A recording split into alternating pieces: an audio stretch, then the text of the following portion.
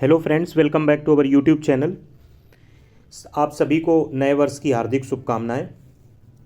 जो आज current affairs हम डिस्कस करने जा रहे हैं ये 2022 की बहुत इम्पॉर्टेंट करंट अफेयर्स है मेरे पॉइंट ऑफ व्यू से, जो मेरी रिसर्च कहती है। और इस करंट अफेयर के अतिरिक्त भी पार्ट वाइज और चीज़ें हम डिस्कस करते रहेंगे। वैसे देखा जाए तो 2022 अपने आप में 12 महीने समेटे हुए बहुत सारी चीज़ें हो सकती हैं। कम से कम एक महीने पढ़ाया जाए तब भी वो चीज़ें पूरी नहीं होंगी। फिर भी कुछ चीज़ें ऐसी हैं जो आपके सामने होकर शायद ना गुजरी हों, उनको हम यहाँ पे कंपाइल किए हैं और वो इम्पॉर्टेंट हैं। ये आपको निकट भविष्य में जो आगामी 4-5 महीने हैं, इनमें जो भी एग्ज़ाम होंगे उनमें इनकी इम्पॉर्टेंस पता चलेगी। तो आज पहले दिन को कवर करते हैं। कम से कम 3-4 पार्ट में हम करंट अफेयर को देखेंगे रेगुलर बेसिस पे। तो इसमें महत्वपूर्ण पॉइंट्स हैं, उनको देख लेते हैं। पहला पॉइंट है PSLV C-53। ये एक 55th मिशन के तौर पे इसरो ने ये व्हीकल लॉन्च की थी। इसका PSLV का अगर फुल फॉर्म पूछा जाए तो ये फुल फॉर्म होगा पोलर सैटेलाइट लॉन्च व्हीकल। ये 55th मिशन इसरो का है। और जबकि अगर वैसे पूछा जाए PSLV के एलॉन फॉर्मेट में पूछा जाए कौन सा वेरिएंट है, तो ये 15th वेरिएंट। तो polar satellite launch vehicle C-53 55th mission था। और इसके साथ 3 फॉरेन सैटेलाइट, सिंगापुर सैटेलाइट भी साथ में कैरी किए गए थे। तो ये इस तरीके से पहला एक तरीके का क्वेश्चन बन जाएगा इससे। 55th मिशन ज़्यादा इम्पॉर्टेंट है। विच मिशन 55th? PSLV C-53। तो और कमर्शियल मिशन के तौर पे ये दूसरा है। कमर्शियल मिशन के तौर पे ये दूसरा है। नासा ने सक्सेसफुली कैपस्टोन स्पेसक्राफ्ट मून को लॉन्च किया फ्रॉम न्यूजीलैंड। अगर नासा के पॉइंट ऑफ व्यू से देखा जाए तो कैपस्टोन का क्या फुल फॉर्म होता है? कैपस्टोन का फुल फॉर्म है, यहाँ पे जो कैपस्टोन है ये अपने आप में शॉर्ट फॉर्म है एक तरीके का, cislunar autonomous positioning system. Cislunar autonomous positioning system technology operations and navigation experiment. अगर हम बात UPMRC में, तो बहुत ही मुश्किल है कि बहुत ज़्यादा करंट पूछी जाए। पिछले अगर प्रीवियस ईयर का क्वेश्चन देखो तो सिर्फ एक क्वेश्चन पूछा गया था, और हो सकता है कि 2 क्वेश्चन हो जाएं। IRMS में जो भी क्वेश्चन आएगा वो UPSC 2023 का ही पेपर आपको देना पड़ेगा, और वो पेपर देने में कट ऑफ वेरी कर जाएगा, अलग अलग चूँकि मेंशन किया गया है। अब तुलनात्मक रूप में कितना हाई जाएगा कितना लो जाएगा तो लो ही अनुमानतः, क्योंकि जो स्पेसिफिकली उसकी तैयारी कर रहे हैं तो उनकी एक अलग सिचुएशन रहेगी। लेकिन उसमें इस लेवल की आपकी पढ़ाई होनी चाहिए। जैसे कैपस्टोन इज रिलेटेड टू, तो cislunar autonomous positioning system technology operations and navigation experiment. शुरुआती तौर पर आसान नहीं होगा, लेकिन जब हमें पता हो कि हमें 29 सीटों में अपना स्थान बनाना है, हम उस ताकत को रखते हैं या कोशिश करेंगे, फिर जो होगा। जब बड़े राजा बनने की लड़ाई होती है तो लड़ाई न लड़ना तो मुझे नहीं लगता कि बहुत साहसी काम होता। अगला है chief minister of Himachal Pradesh Jairam Thakur has launched. अब तो जयराम ठाकुर नहीं है, अब तो सुक्खू साहब हैं, सुखविंदर सिंह सुक्खू हैं, कांग्रेस की सरकार है। लेकिन इसका ये कतई मतलब नहीं है कि नारी को नमन सीम पूछा नहीं जाएगा, क्योंकि क्वेश्चन पेपर जब बनता है तो जनरली अगर धोखा खाते हैं कैंडिडेट्स तो उसी आधार पर खाते हैं कि सेल्फ इमेजिनेशन या सेल्फ बाउंडेशन से किसी चीज़ की इम्पोर्टेंस आप तय नहीं कर पाते हैं। तो ये थोड़ा टिपिकल होता है। तो नारी को नमन स्कीम में जिसमें 50% कंसेशन है Himachal Pradesh transport corporation buses में वुमेन को दिया गया है, तो उससे रिलेट करके है।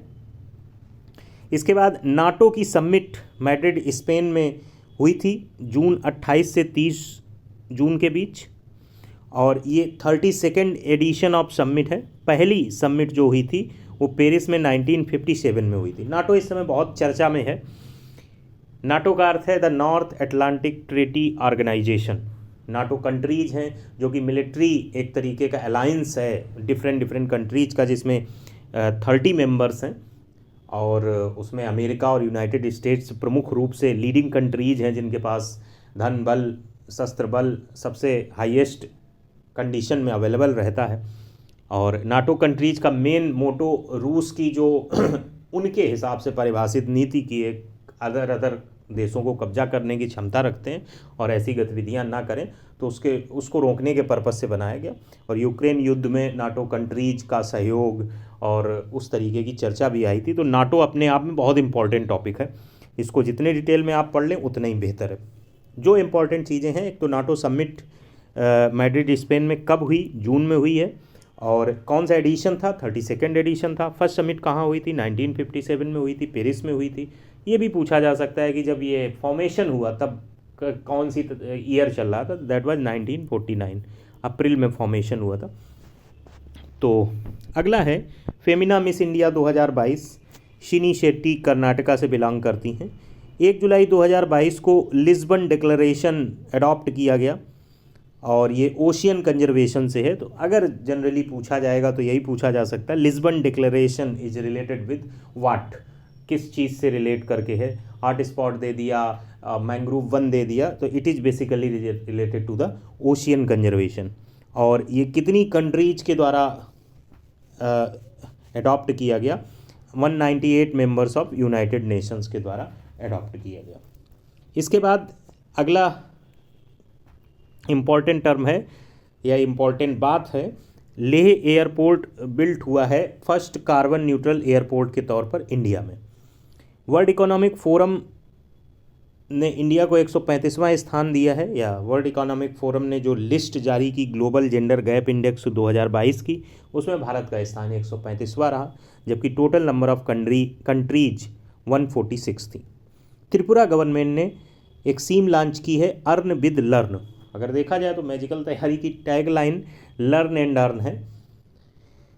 तो earn with learn scheme Tripura government की तरफ से है। नीदरलैंड ने टूर्नामेंट जीता 9th time after defeating Argentina in the final of FIH women's hockey world cup 2022। ये अपने आप में बहुत इंपॉर्टेंट है, सिंगल मतलब स्पोर्ट्स का ये क्वेश्चन। ऑफबीट क्वेश्चंस पूछे जाने की इस समय थीम चल रही है। जो कुछ भी आप मेजॉरिटी में यूट्यूब पर पढ़ते हैं या बुकलेट्स में देखते हैं, उससे थोड़ा सा अलग हट के क्वेश्चन आता है, जो रिलेटिवली कंपटीशन के पॉइंट ऑफ व्यू से एक लीडिंग या लैगिंग जोन क्रिएट करता है। तो उसमें ये क्वेश्चन काफ़ी इम्पॉर्टेंट। फिर अगर बात की जाए, उत्तराखंड के CM पुष्कर सिंह धामी ने मुख्यमंत्री उद्यम खिलाड़ी उन्नयन योजना नेशनल स्पोर्ट्स डे के तौर पे लॉन्च की। इस नेशनल डे के दिन मुख्यमंत्री उद्यम खिलाड़ी उन्नयन योजना लॉन्च की। आप कमेंट बॉक्स में बताएं कि नेशनल स्पोर्ट्स डे किस तारीख को मनाया जाता है। अगला है स्वनिर्भर नारी, एक स्कीम है इंडिजिनियस वीवर्स को असम की गुवाहाटी में लॉन्च की गई। Swanirbhar Nari related to Assam. National actions for mechanised sanitation ecosystem Namaste, इसका फुल फॉर्म IRMS या UPSC में मैं मतलब 100% तो नहीं कहता हूँ, बट वेरी वेरी इंपॉर्टेंट में आता है ये। अगर 2022 की करंट आएगी तो Namaste has the highest probability to come, and Namaste has short form of national action for mechanised sanitation ecosystem which was launched by the ministry of social justice and empowerment. It can be directly linked, Namaste has been launched by which department, और this department has launched Namaste which has the acronym for. इस तरीके से question create हो सकता है। Prime minister Narendra Modi has unveiled Varuna, India first passenger drone, जिसका नाम है Varuna. Global payments and technology company master card को सिलेक्ट किया गया है BCCI के न्यू टाइटल स्पॉन्सर के तौर पर।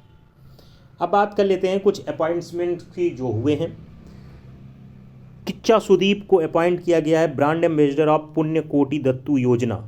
पुण्यकोटि दत्तू योजना कर्नाटका सरकार की है, कर्नाटका सरकार की है, और इसका मेन मोटो ये है कि आए दिन गायों की हत्या हो रही है, उस सब संदर्भित गायें लोग जनरली छोड़ दे रहे हैं, उनका जब दुग्ध उत्पादन बंद हो जाता है, उन चीज़ों को कम करने के लिए एक तरीके से आवारा पशुओं, विशेषकर गाय को संरक्षण प्रदान करने के लिए अगर आप एक गाय को गोद लेना चाहते हैं तो उस संदर्भ में पुण्यकोटि दत्तू योजना है। या गाय को आप दूसरे माध्यम से गोद ले सकते हैं, आप कुछ ना करें, 11,000 रुपये प्रतिवर्ष दें तो आपके नाम से एक कामधेनु का पालन पोषण किया जाएगा। इस संदर्भित ये पुण्यकोटि दत्तु योजना है, जिसके ब्रांड एम्बेसडर किच्चा सुदीप को अपॉइंट किया गया। सीनियर एडवोकेट आर वेंकट रमनी को new attorney general of India replace किया है उन्होंने मोकल रोहतगी को। आर वेंकट रमनी जो अटॉर्नी जनरल ऑफ इंडिया है वो किस नंबर के हैं, तो इज 16th। Lt general GAV Reddy को अपॉइंट किया गया है DIA के नए हेड के रूप में। DIA मतलब डिफेंस इंटेलिजेंस एजेंसी। CBSE की chairman Nidhi Chhibber, NITI Aayog vice president Shubhan Beri, current chairman of press council of India justice Ranjana Prakash Desai. इसके बाद कुछ और अपॉइंटमेंट्स हैं 2022 के हैं।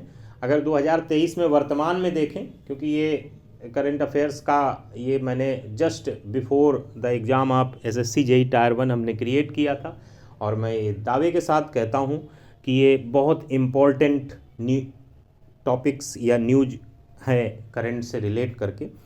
और कोई चीज़ अगर इसमें आपको लगे जो रिसेंटली चेंज हो गई है तो उसको एक बार देख लीजिएगा, संभवतः सभी एज इट इज़ ही होंगे। IB के डायरेक्टर तपन कुमार डेका हैं। फाल्गुनी नायर को EY entrepreneur of the year 2021। Again this question is competition point of view very important when you see some oddness but importance with respect to the news, तो वो important हो जाता है। सिंथैया रोजन वेग ये वर्ल्ड फूड प्राइज़ 2022 मिला है। यहाँ पे एक चीज़ ये है कि ये कहाँ से बिलोंग करते हैं, she is belonging to the America. Director of Ruchi food line Orissa number 1 spices company Rashmi Sahu has been represented as the times business award 2022। Again too much important. Miss India World 2022-23 was held in June 2022 Mumbai, और सरगम कौशल को विजेता घोषित किया गया। कौशिक राजशेखर ने global energy price 2022 जीता है। Nobel prize 2022 literature में फ्रेंच ऑथर एनी इरनॉक्स को मिला है for the courage and clinical equity with which she uncovers the roots estrangements and collective restraints of personal memory. तो लिटरेचर में जो अवार्ड नोबेल प्राइज़ का मिला है वो फ्रेंच ऑथर को है। ये पूछा जा सकता है which is American author, French author और चाइना ऑथर, कोई कंट्री से रिलेट करके। तो एनी इमॉक्स फ्रेंच ऑथर हैं और नोबेल प्राइज़ 2022 लिटरेचर का मिला। तो ये कुछ कंपाइलेशन था जो हमने आपके सामने डिस्कस किया। कल कुछ और कंपाइलेशन के साथ आपके सामने प्रस्तुत होंगे। फिर इसके उपरांत स्टैटिक जीके और हिंदी के भी पोर्शन को पढ़ाते रहेंगे। रेगुलरिटी मेंटेन करने की अपनी तरफ से कोशिश करेंगे। अगर किसी दिन नहीं आ पाते हैं तो उसका कवर अगले दिन भी कर दिया जाएगा। उम्मीद करते हैं इस नए वर्ष में आप कुछ नए संकल्प, कुछ नई जिद, कुछ नए ऊर्जा के साथ तैयारी करते रहेंगे। Thanks for watching.